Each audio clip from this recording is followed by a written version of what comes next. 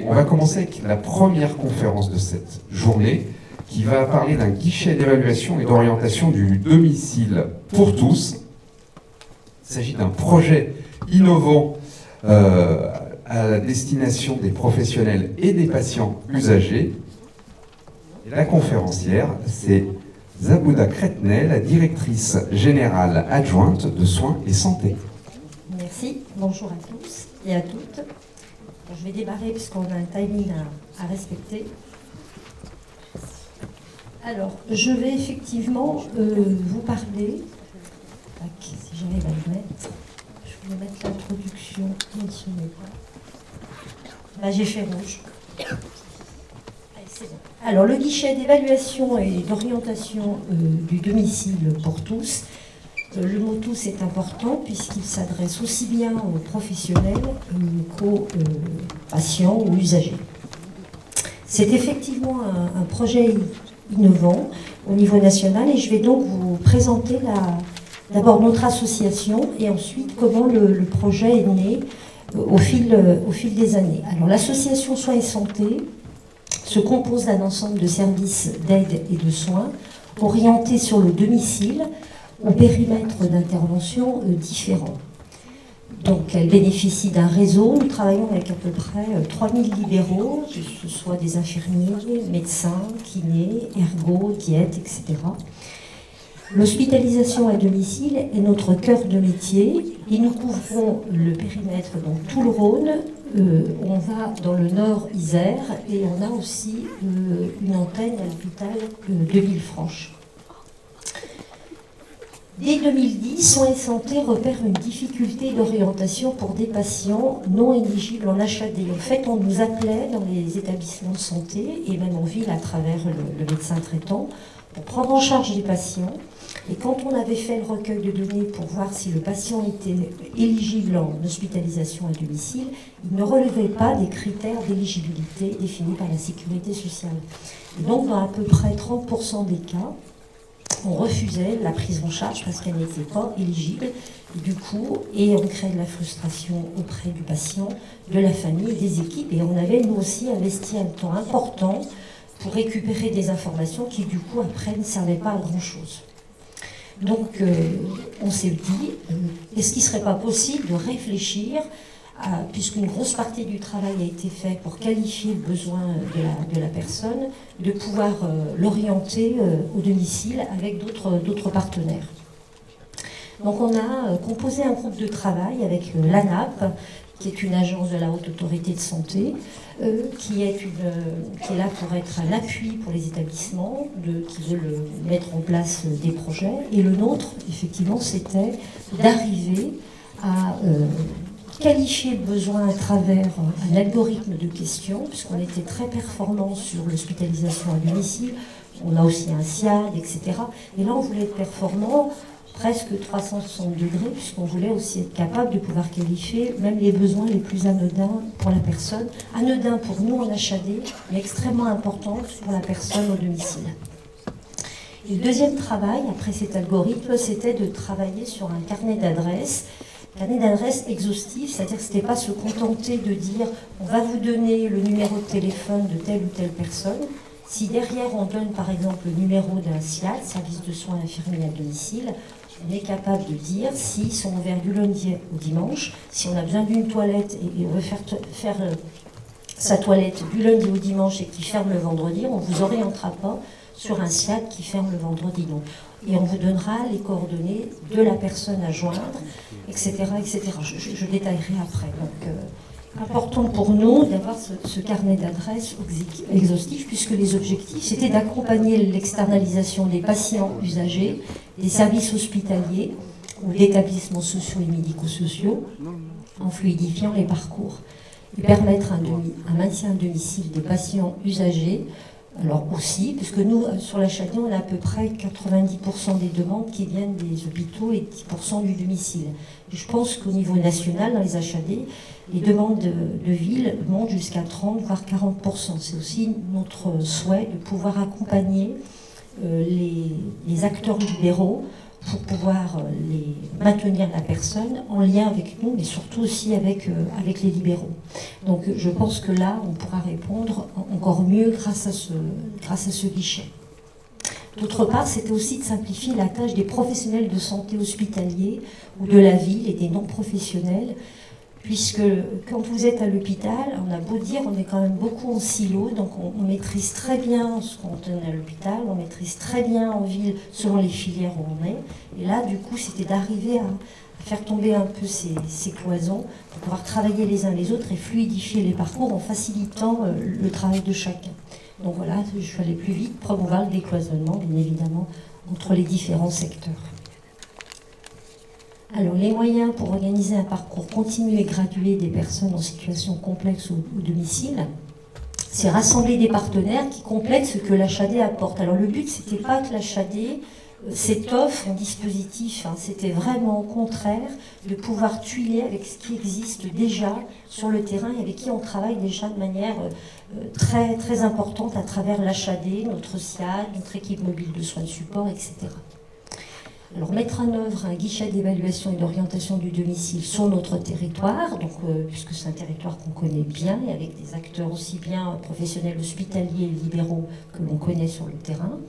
S'appuyer sur des cultures professionnelles communes à tous les partenaires, donc réponse humaine sur mesure avec Géode, comme une aide à la solution en appui des professionnels et en complément des compétences existantes. On a tous des compétences et là, du coup, c'était de pouvoir travailler ensemble sur le parcours des patients ou des personnes prises en charge qui ne sont pas obligatoirement en HAD.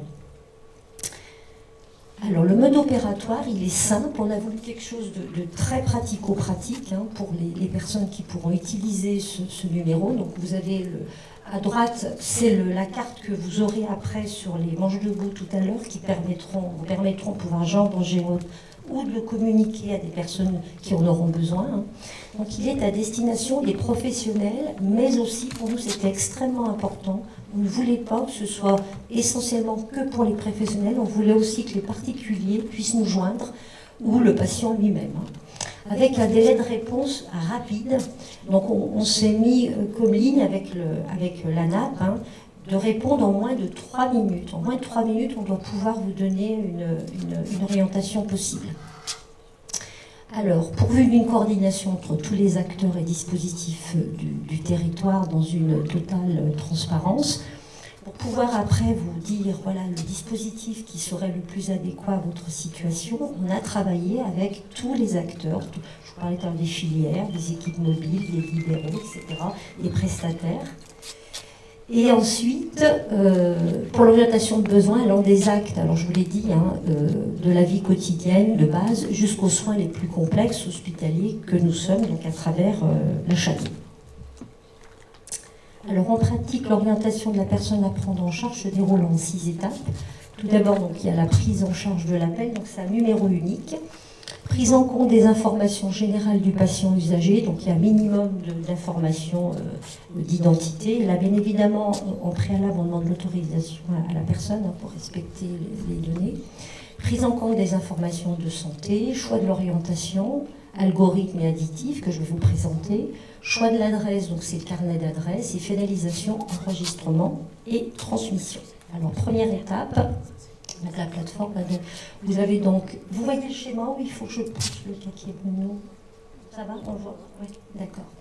Alors, vous avez un référent Géode unique pour coordonner les professionnels du soin et proposer une approche transverse et créative à la recherche de la meilleure solution pour chacun. Donc, il y a 3 niveaux de prise en charge. La première, c'est gestion téléphonique de l'appel par un expert métier. Cet expert métier donc, a travaillé sur l'algorithme de questions. Donc il y a à peu près entre 15 et 25 questions. Parce que quand vous mettez non, oui, on passe tout de suite à la question suivante. Donc on vous pose un nombre de questions. Et à la fin de ce nombre de questions, c'est tout informatisé, puisqu'on a aussi travaillé sur ce carnet d'adresse-là informatisé. En fonction du cochage des réponses, vous avez une proposition d'orientation. Il peut y avoir des fois des situations très complexes, c'est-à-dire on ne peut pas répondre par oui ou par non pour différentes raisons. Donc le niveau 2, on a un autre professionnel, infirmier ou assistante sociale, qui, elle, va prendre le relais. Donc l'opératrice passe l'appel pour ne pas bloquer la ligne. Et donc derrière, vous avez une personne physique ou infirmier ou assistante sociale qui va pouvoir répondre pour qualifier encore mieux le besoin si l'algorithme n'est pas suffisant. Et puis, il peut y avoir aussi un troisième niveau où il y aurait besoin que un médecin ou un infirmier se déplace au pied du lit de la personne, ou au domicile ou à l'hôpital, pour qualifier le besoin. Donc, on a 3 niveaux de réponse. Le premier par téléphone, avec l'algorithme, si grâce au cochage des cases, on a une proposition d'orientation, c'est le niveau le plus simple. Le niveau un peu plus complexe, donc là, on va passer à un infirmier coordonnateur ou un assistant social pour avoir une réponse par téléphone toujours. Et si ce n'est pas suffisant, on peut encore se déplacer grâce à un infirmier coordonnateur ou un médecin coordonnateur. Alors la conclusion, donc, c'est l'évaluation de la production des soins. GEOD conçoit les solutions sur mesure pour permettre à chacun de bénéficier du meilleur parcours de vie à domicile. Vous l'avez bien compris, pour nous, c'est qu'est-ce qu'on va pouvoir arriver à mobiliser comme ressources humaines ou matérielles pour permettre à la personne de rester dans les meilleures conditions de sécurité et de qualité. Du simple conseil, ça peut être du conseil, on a des appels par exemple pour des personnes qui veulent juste un numéro de téléphone ou une information sur des démarches administratives, donc on est sur du conseil administratif ou autre, de prévention, l'analyse approfondie, l'évaluation de toute situation est gratuite et sans engagement parce que c'est Soins et Santé qui porte ce projet. Elle repose sur l'utilisation d'un langage simple et accessible avec l'intégration des intervenants libéraux habituels du patient et avec une véritable prise en compte de l'aidant. L'idée, c'est vraiment de reprendre et de retuiler avec ce que la personne avait déjà au domicile, ou étoffé, ou modifié, mais on n'enlève pas déjà les personnes ou les acteurs qui étaient déjà en place au domicile. C'est un conseil et un appui. Alors c'est un projet innovant dans sa conception et dans sa réalisation, car il répond à un besoin à destination des patients aidants, et ça pour nous c'était important. Comme je vous l'ai dit tout à l'heure, on voulait aussi pouvoir accompagner les personnes au domicile. Parce que quand on est professionnel, on a quand même un peu de chance, et même beaucoup de chance, parce qu'on connaît beaucoup de choses sur les dispositifs, les aides, etc. Quand on est particulier, qu'on n'est pas dans les tuyaux, c'est complexe. Alors parfois, nos collègues disaient mais c'est simple, ils n'ont qu'à prendre le bottin. Non, c'est pas simple, parce que quand on est au domicile, dans des situations complexes, on a quand même besoin d'abord qualifier le besoin et qu'après on puisse proposer la meilleure orientation, parce que c'est des gens avec qui on travaille depuis longtemps, avec un cahier des charges qualitatif. C'est-à-dire que quand on donnera un nom et une adresse, on sait que derrière le travail sera fait le mieux possible. Puisque là, je ne suis pas rentrée dans les détails pour être dans les temps, mais derrière, on fait passer des questionnaires de satisfaction, aussi bien à la personne qui va nous appeler, pour être sûr qu'à la fin, on a bien répondu à sa demande. On donnera aussi un questionnaire de satisfaction au dispositif ou à l'acteur à qui on aura orienté l'appel, pour être sûr qu'on a bien orienté. Et nous aussi, on s'évaluera pour être sûr qu'on a bien répondu, pour améliorer encore nos dispositifs, parce qu'il est jeune, il est innovant, comme je vous l'ai dit. Donc il va être amené encore à être encore plus performant en fonction déjà des situations qu'on a gérées. Voilà, donc je vous remets après sur le territoire. Donc c'est tout le Rhône et le Nord-Isère. Et donc pour nous, c'est vraiment de mettre en place des solutions graduées pour favoriser le maintien à domicile ou faciliter le retour à domicile pour tous. Et pour tous, c'est important, puisqu'on n'a pas de limite d'âge non plus. Parfois, on va vous dire, là, si vous avez moins de 60 ans, plus de 60 ans, si vous êtes handicapé, là, on prend tout le monde. Il n'y a pas une question d'âge, il n'y a pas une question de pathologie, il n'y a pas de frein. Voilà. Enfin, on espère pouvoir y arriver et pouvoir répondre à tout le monde. Je vous remercie. Merci Madame Crétenet. Vous allez pouvoir poser des questions. Il vous suffit de lever la main. Dès que je vous identifie, je viens vous amener le micro. Bonjour. Bonjour. Je vais voir sur votre schéma juste précédent, là, le fait qu'il... Oui, je veux bien. Pas de souci. Mais en fait, c'était par rapport à la notion de domicile étendu aux EHPAD et aux ESMS, tout en haut. Oui. Vous intervenez, enfin vous répondez, y compris à des personnes, par exemple la fille d'une personne qui serait hébergée dans un EHPAD et qui se poserait des questions sur un meilleur soin au sein de l'EHPAD. Ah non, pas un meilleur soin. Non. On ne va pas aller... non. C'est si, par exemple... Alors en EHPAD, nous, on peut intervenir en tant qu'HAD. Donc, selon les besoins, on va intervenir si l'EHPAD nous appelle. Donc, c'est l'EHPAD qui veut le faire. Oui. Pareil pour le qui s'adresse et aux professionnels, tout à fait, et aux professionnels et aux particuliers. Par contre, si par exemple la fille d'un patient qui est en EHPAD a des questions, elle peut nous appeler. Parce qu'elle a vu que Soins et Santé intervenait et que pour elle, elle a besoin pour sa famille, et parfois ça nous arrive, que ce soit les aidants qui vont nous appeler à travers une prise en charge, on est déjà en place.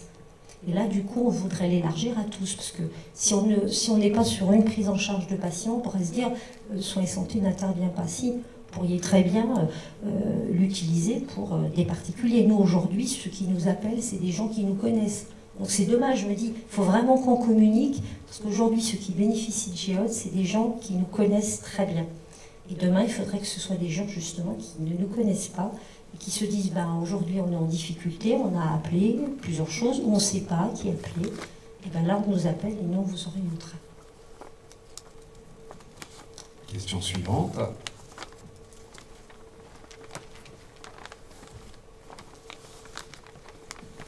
Oui, par rapport à la couverture territoriale, comment vous faites quand vous couvrez donc le Rhône et le Nord-Isère?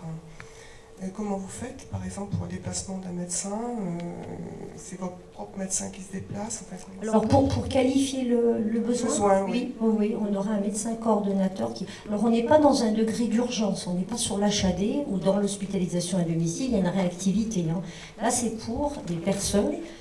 Ceux qui vont appeler GEOD, c'est des personnes qui ont peut-être appelé des tas de personnes au dispositif et qui n'ont pas eu de réponse, ou des personnes qui, à un moment donné, se posent la question, se dire là, on est épuisé, on voudrait trouver une solution. Donc, on n'est pas dans l'urgence. D'accord ?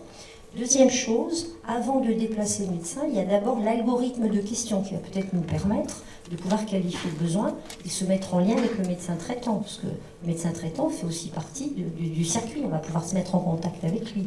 Deuxième niveau, toujours téléphonique, infirmière ou assistante sociale. Et on ne déplacera, entre guillemets, le médecin coordonnateur que dans des situations très complexes, où du coup, il y a besoin d'avoir un avis médical. Et ce n'est pas la première intention du dispositif.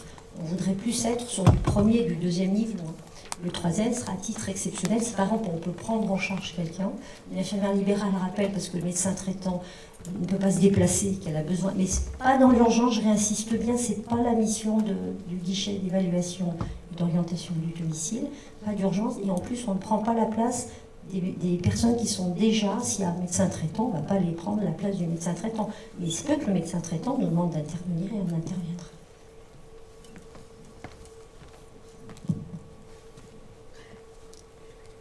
Qui souhaite poser une autre question ?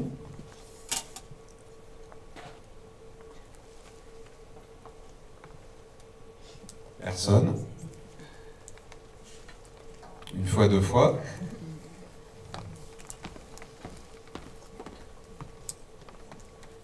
Bonjour madame.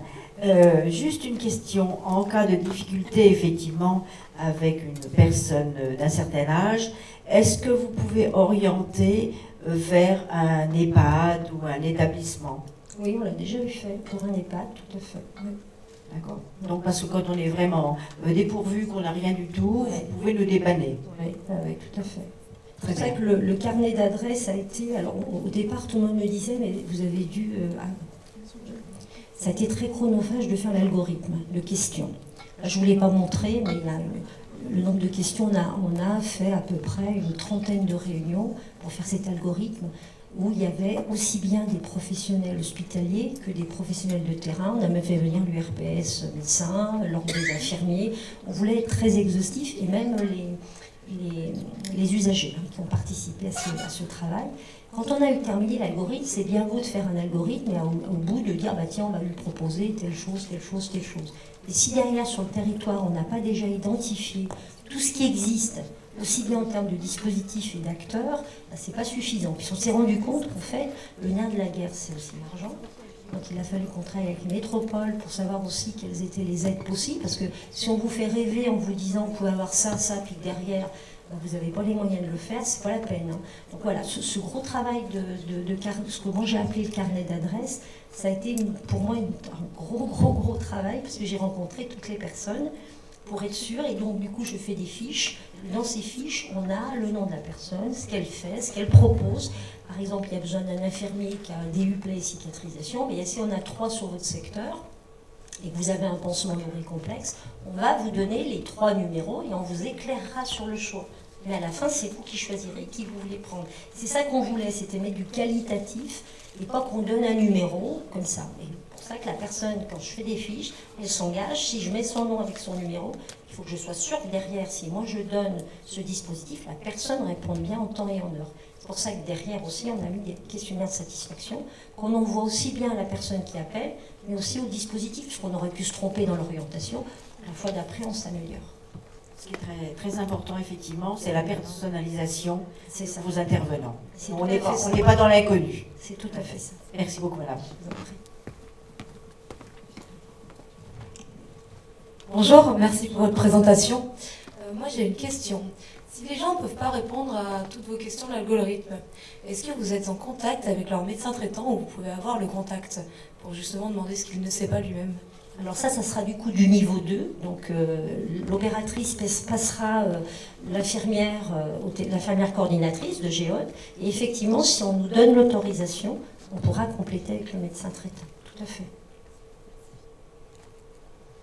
Une autre question? Ou même l'infirmier libéraux, parce que les infirmiers libéraux, ils connaissent très bien leurs patients. Enfin, nous, on travaille avec plus de 2000 infirmiers libéraux, eux aussi connaissent très bien. Donc on peut compléter ou par l'infirmier libéral, s'il est d'accord, ou par le médecin. Tout à fait. Bonjour, je voulais savoir, quand un patient est mis en HAD, vous intervenez de quelle manière par rapport à l'hôpital qui le met en HAD? Est-ce que vous pouvez contrecarrer certaines décisions de l'hôpital ou Alors quand je suis en géode ou en HAD? Quand vous êtes en géode. Ah non, parce que géode va qualifier et on va dire c'est de l'HAD et on le donne à l'HAD. Alors géode ne fait aucun soin. Géode donne le dispositif, mais ne va pas faire à la place de l'HAD, ou place du SIAD ou de l'infirmière libérale. C'est-à-dire que si par exemple l'appel vient directement à Géode, ça pourrait arriver, hein, ce qui n'est pas le cas puisqu'on travaille déjà avec les hôpitaux, ils nous appellent directement sur le numéro de l'HAD. Et si éventuellement on nous appelait sur le numéro de Géode, quand on va cocher les questions de l'algorithme, à la fin va sortir l'HAD et on va basculer l'appel à l'HAD.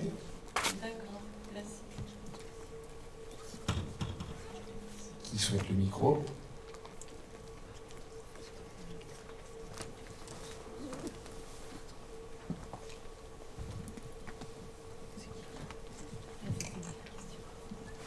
Bonjour.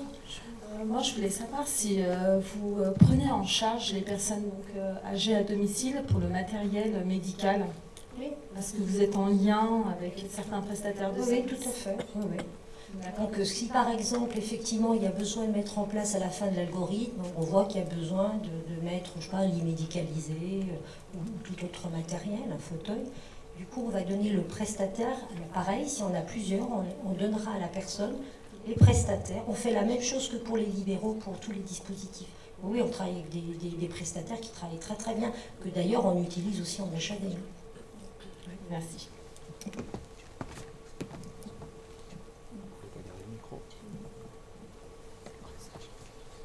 Quelqu'un souhaite-t-il encore poser une question?